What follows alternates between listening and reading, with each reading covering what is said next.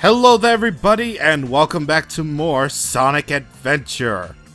So, last time, we, started on our solo quest to quote-unquote save, aka destroy, Gamma's brothers. We already gone through E103 and E104, so now all that's left is E105, and quite possibly E101. So, with that being said, let's go into the wrong room, just like Gamma says, this is the wrong room, and head into Gamma's final stage, Hot Shelter. Thankfully, it's not as loud this time, so thank God.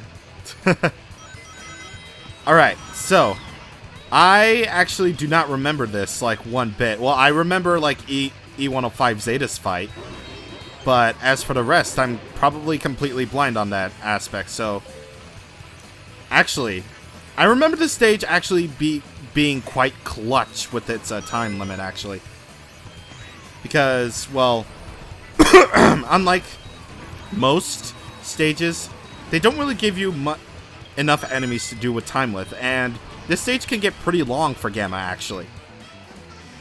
It's probably like the second longest time in Hot Shelter you're going to, well, face, because, you know, you spent so much time in Amy's, like, 5 to 7 minutes tops, even if you know what you're doing. So what we're heading to here is a completely new section of Hot Shelter that we have to do in order to get to E105 Zeta. So, yeah. At least we get arguably the better music of, Hot Shelter in the process, so that's good. So that's cool. Alright, so destroy these things. They put these things in the way, basically, to, waste your time. Probably. Maybe. And yes, the high-speed cargo train that will eventually come back to be an annoying feature in Sonic Heroes is up ahead. Of course. And, of course, we have to travel up by grapple hook. I mean, obviously. Why else wouldn't you think that? Am I right? I am correct on this. You'll believe me, damn it. You'll believe me. And, we have to go over here. Okay, good. Meaning we have to use our Attack of the Clones method of traveling. Or at least the Clone Wars method of traveling.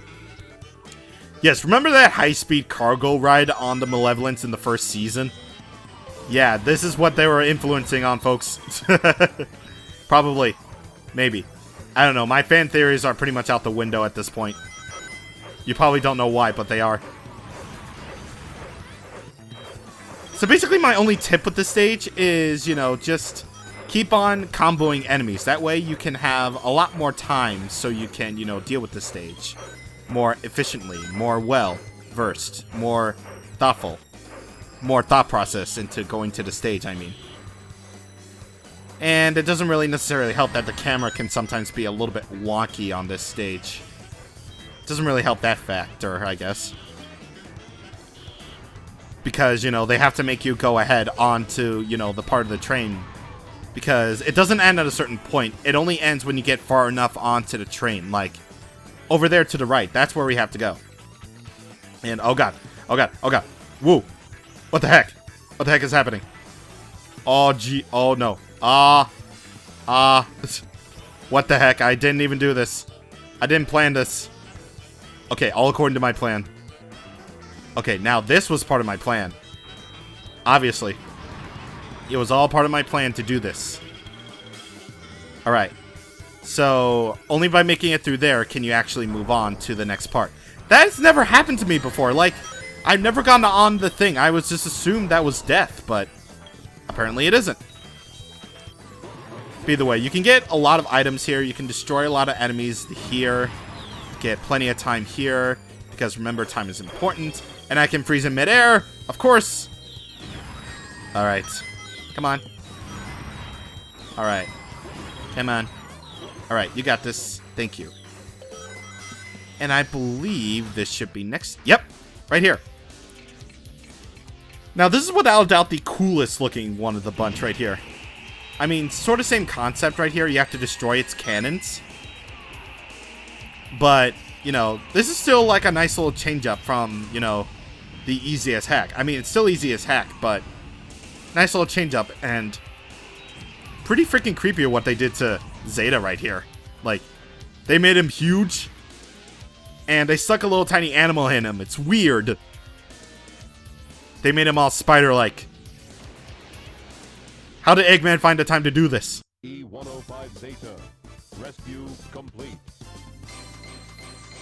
Why is the floor just sort of, you know, going along? Gamma's hovering in midair. How does he do that? Yep, Gamma is just sort of standing in midair, like always. Duh. Alright, we need to get out of here, like, as quickly as possible so we can find him. So we can find the last of the brothers.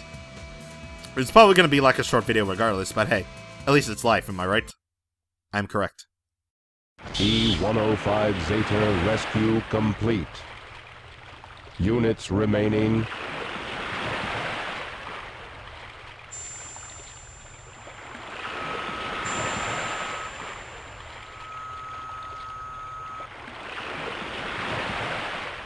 Gamma.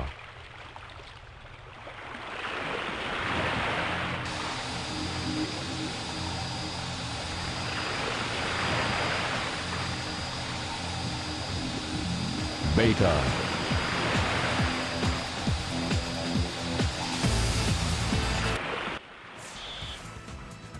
Alright. We know what we gotta do. We gotta go ahead and fight E-101 Beta once more. But this time, E-101 Beta is now Mark II. So, this is a rather different fight than most of the E-Series fight that we had so far. So you can only attack him when he does that charge attack thing that he likes to do. So once you do that, once he does that, you are able to attack him like that. But other than that, he's going to dodge all of your attacks, and you pretty much just have to dodge all of his attacks. As well as, you know, trying to, you know, destroy all those missiles if you can. Just to get those off your back. And I really gotta say, though, I really like this song a lot. Like, E-101 Beta Mark II's music is so good. Like, it could be possibly my favorite boss theme, or regular boss theme, out of, you know, all these in this game. It's really cool. And it really does fit, you know, a much more darker style of, you know, E-101 Gamma's theme. Since it starts with that thing that, you know, Gamma song often likes to do. But, you know, once Gamma gets enough damage on Beta, he's going to throw up all these spirit bomb type things that's going to cause nuclear explosions like this. So you're going to have to dodge them out of the way. And even with this added bit of, you know, challenge and stuff, the fight is still pretty damn easy. And I thought I could kill him in one cycle there, but I didn't. Thank you, game. Now he's going to throw up much more spirit bombs at me. Of course he is. Like, seriously, he could kill an entire city with this. Like, look at this. It's so powered, so OP. I really want to play as him, man. If Tikal was going to be a playable character, then by God, I want him. I want E-101 Beta to be a mod. God damn it! It needed to happen. But that's it. That is Gamma's really only big boss fight, and that is indeed the end of E-102 Gamma's story right here.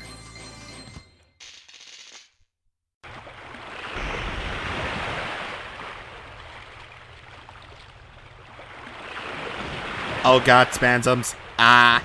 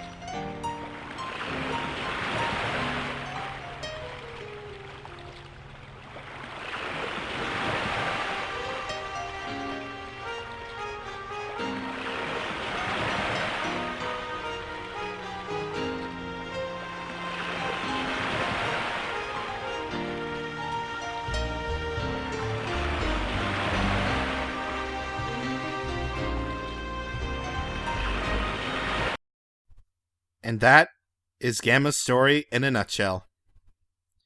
Basically, it's probably like the best story in the game because, like, you know, you go from being Eggman's servant to a robot who wants to save his friends.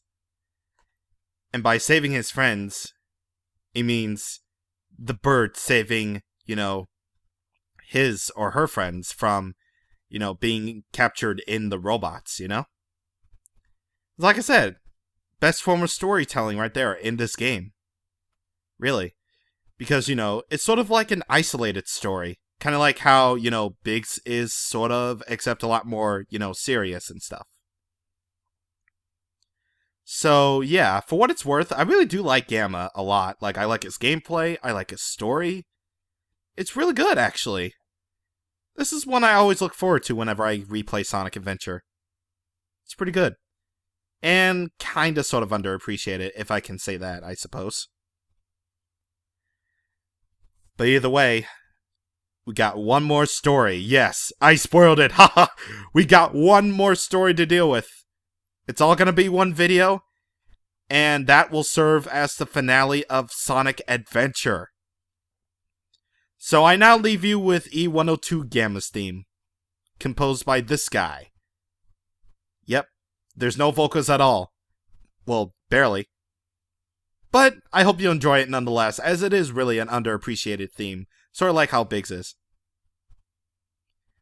I'll see you guys back here tomorrow for the finale of Sonic Adventure.